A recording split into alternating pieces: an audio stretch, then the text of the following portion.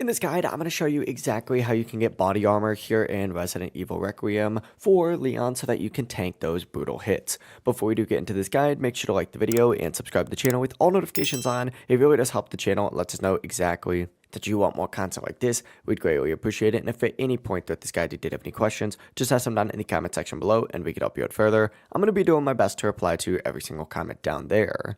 But first things first, you're going to need to reach East Raccoon City and head to the first supply box at the central camp. Start farming credits by clearing zombies in the streets and turning in modules dropped by mini bosses for bigger payouts. You just need to save up to 8,000 credits and purchase body armor level 1, and this will give you 2 armor bars that absorb projectiles, rocks, knives, and bullets before your health takes any damage. When the armor gets low, just repair it at any supply box instead of buying it again, and later you can upgrade to body armor 2 for 15,000 more credits to max out your protection. This is huge for boss fights and heavy horde sections. Just after your armor, make sure you prioritize inventory upgrades so that you can carry more ammo and healing. The combo alone makes Leon extremely hard to take down. But if you guys did have any questions, just ask them down in the comment section below and we can help you out further. I'm going to be doing my best to reply to every single comment down there. Before you do leave this guide, make sure to like the video and subscribe to the channel with all notifications on. If it really does help us out, let us know that you want more content like this. We'd greatly appreciate it. Have a great rest of your day though. Peace.